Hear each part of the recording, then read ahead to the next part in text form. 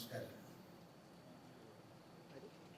മലയാള ഭാഷയെയും സാഹിത്യത്തെയും സിനിമയെയും ലോകത്തിൻ്റെ നെറുകയിലേക്ക് എത്തിച്ച മലയാളിയുടെ സ്വകാര്യ അഹങ്കാരവും കൂടിയായ ശ്രീ എം ടി വാസുദേവൻ നായർക്ക് എൻ്റെ ഊഷ്മളമായ പിറന്നാൾ ആശംസകൾ ആദ്യമേ നേരുകയാണ്.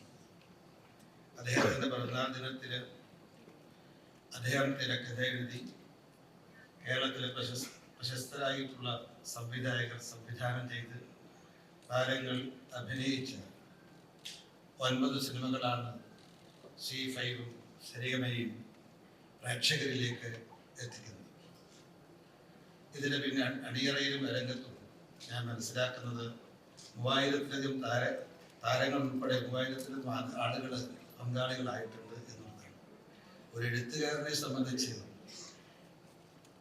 അദ്ദേഹത്തിന് ലഭിക്കുന്ന ഏറ്റവും വലിയ ആദരവും ബഹുമതിയുമാണ് ഇതെന്ന് നിസ്സംശയം പറയാൻ ആഗ്രഹിക്കുകയാണ്. പ്രിയമുള്ളവരെ, നമ്മുടെ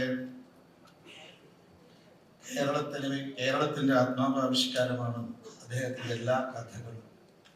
പക്ഷെ എങ്കിലും ഇന്ന് ജീവിച്ചിരിക്കുന്ന വിശ്വസാഹിത്യകാരന്മാരോട് ചേർത്ത് നിർത്താവുന്ന ഇന്ത്യൻ സാഹിത്യകാരന്മാരിൽ ഒന്നാമനാണ് ശ്രീ എം ടി വാസുദേവൻ നായരെന്നും അദ്ദേഹത്തിന് രാജ്യത്തിൻ്റെ അതിരുകൾ കടന്നിട്ട് ചില ആദരവുകൾ വരാനുണ്ട് എന്ന് വിശ്വസിക്കുന്ന ഒരു സാധാരണക്കാരനാണ് ഞാനെന്ന് ഈ അവസരത്തിൽ ഓർമ്മപ്പെടുത്താൻ ആഗ്രഹിക്കുകയാണ്. അദ്ദേഹത്തിൻ്റെ നമ്മുടെ ഈ ഭാരതത്തിൻ്റെയും കേരളത്തിൻ്റെയും നമ്മുടെ മഹിതമായ പാരമ്പര്യം അത് ഉൾക്കൊള്ളുകയും അത് രചനകളിലേക്ക് സന്നിവേശിപ്പിക്കുകയും ചെയ്ത ഒരു എഴുത്തുകാരൻ എന്നുള്ളതാണ് മറ്റെഴുത്തുകാരെന്നും അദ്ദേഹത്തെ വ്യത്യസ്തനാക്കുന്നത്. തീർച്ചയായിട്ടും അദ്ദേഹത്തിന് ഇനിയും മലയാള ഭാഷയ്ക്കും സാഹിത്യത്തിനും ഒരുപാട് സംഭാവന ചെയ്യാൻ സാധിക്കുമാറാകട്ടെ.